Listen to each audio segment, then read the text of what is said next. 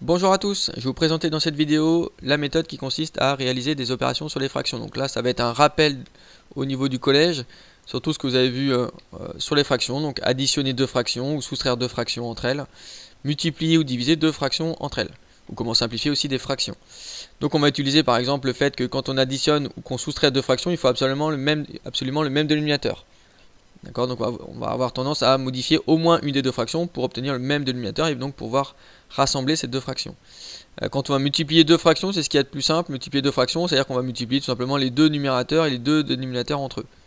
D'accord. À vérifier, on vérifiera à chaque fois évidemment que avant de multiplier les deux nombres en haut, on ne puisse pas simplifier nos numérateurs et nos dénominateurs en identifiant, en comparant un petit peu ce que j'ai en haut et ce que j'ai en bas. Et diviser par une fraction, c'est pareil que multiplier par l'inverse. Donc par exemple ici, diviser par c sur d, c'est pareil que multiplier. Donc au lieu de diviser, je multiplie. Et l'inverse de c sur d, ça me donne d sur c. Et donc à partir de là où j'ai une multiplication entre deux fractions, je me rapporte à la propriété que je viens d'expliciter sur la multiplication de deux fractions. Alors j'ai mis plusieurs calculs, j'en ai mis 4 exemples. On va essayer de simplifier nos fractions, nos calculs, de trouver un résultat et d'essayer de simplifier le résultat le plus possible et donc d'avoir une fraction irréductible au résultat final. Donc 3 cinquièmes plus 1 dixième, on voit bien qu'ici on a une addition entre deux fractions, donc là on n'a pas le choix, il faut avoir le même dénominateur. Donc là ce qui n'est pas le cas, j'ai un divisé par 5 et un divisé par 10. Donc ce que je vais faire que par exemple, 10 c'est dans la table de 5, c'est-à-dire que 10 c'est 5 fois 2, donc en fait je vais multiplier par 2 ma première fraction en haut et en bas pour avoir un divisé par 10. Donc j'ai 3 cinquièmes, je vais faire x2 en bas, pourquoi? Parce que 5 fois 2 ça fait 10, et donc à ce moment là j'aurai exactement la même chose que ce que j'ai en bas ici. Mais comme je mets multiplié par 2 en bas, je vais aussi multiplier par 2 en haut. Et donc 3 fois 2, ça me donne 6. 5 fois 2, ça fait 10. Donc ça me donne 6 dixièmes. 3 cinquièmes, c'est pareil que 6 dixièmes. Plus 1 dixième. Et donc 6 sur 10 plus 1 sur 10. J'ai le même dénominateur, je vais pouvoir les rassembler. Donc ça va me donner un divisé par 10. Et 6 plus 1, ça me fait 7. Donc évidemment, ça fait un divisé par 10, ça fait pas un divisé par 20 par exemple. Donc 6 plus 1, ça fait 7. Donc ça fait 7 dixièmes. Deuxième calcul, 2,5 sur 3. Alors 2,5 sur 3, c'est pas une fraction. On appelle ça un quotient quand il y a un nombre décimal en haut ou en bas. 2,5 sur 3, moins 3 sur 4. Ici, j'ai une soustraction, donc même principe que pour l'addition. Il faut avoir le même dénominateur. Donc 3 et 4, par contre, on ne les retrouve pas dans l'un dans la table de multiplication de l'autre. Donc on va être obligé de modifier les deux fractions.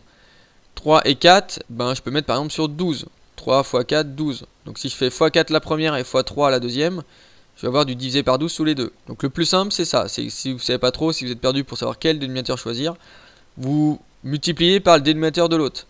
D'accord. Parfois évidemment on peut trouver un nombre plus petit, d'accord, que le fait de prendre le dénominateur de l'autre. Donc là, 3 je vais multiplier par 4, d'accord, 3 fois 4 comme ça va me donner 12, et ma deuxième je vais multiplier par 3, 4 fois 3 ça me donnait 12 aussi.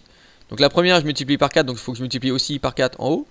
Et la deuxième, j'ai multiplié par 3 en bas, donc je vais multiplier par 3 en haut. Et donc maintenant, je fais mes petits calculs. 2,5 fois 4, ça fait 10, divisé par 12.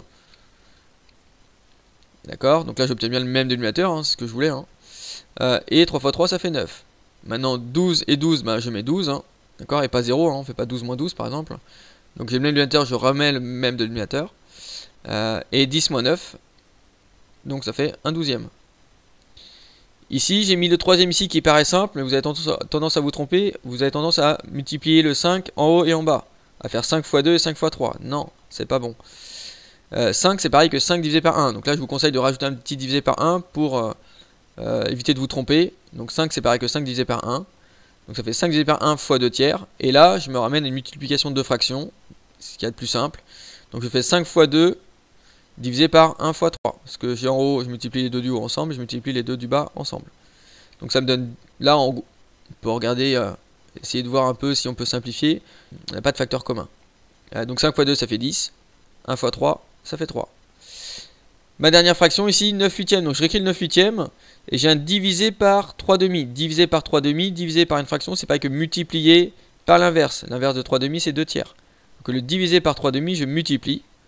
Et multiplié par 2 sur 3, j'inverse le haut et le bas. Donc ça, c'est quand même beaucoup plus simple que ce que j'avais au départ. Et donc ici, alors, soit je calcule bêtement, je multiplie les deux du haut ensemble et je multiplie les deux du bas ensemble, ou alors j'essaye de voir si je peux pas simplifier. Quand je compare, 9 par exemple, c'est dans la table de 3, table de multiplication de 3. Le 8, c'est dans la table de multiplication de 2. Donc je vais pouvoir trouver des facteurs communs. Donc là, je vais pouvoir me dire, par exemple, c'est 9 fois 2 divisé par 8 fois 3, sachant que mon 9, c'est 3 fois 3. Donc fois 2, faut pas l'oublier. Et 8, c'est quoi? C'est 4 fois 2. Donc j'essaie de faire apparaître un 2, comme si j'ai essayé de faire apparaître un 3. Donc 4 fois 2 fois 3. Donc là, j'ai mon 9 qui est en haut, qui est 3 fois 3, et j'ai mon 8 qui est 4 fois 2. Et maintenant, si je compare, bah, j'ai un 3, j'en ai même deux. Hein. Mais je prends un des deux là, un des deux 3, que je vais simplifier avec le 3 du bas. Donc par exemple, les deux là. Si je prends le premier avec celui-ci, et si je compare les deux, bah, j'ai un 2 en haut et j'ai un 2 en bas. Donc ça, je peux simplifier quand j'ai que des multiplications et des divisions. Quand il suffit que j'ai un plus ou un moins, je ne peux pas simplifier comme ça. Donc les deux vont se simplifier, les 3 vont se simplifier, il me restait 3 en haut et 4 en bas. Donc 3 sur 4, c'est-à-dire 3 quarts. J'espère que vous avez compris comment réaliser des opérations sur les fractions. Merci de m'avoir écouté, à bientôt.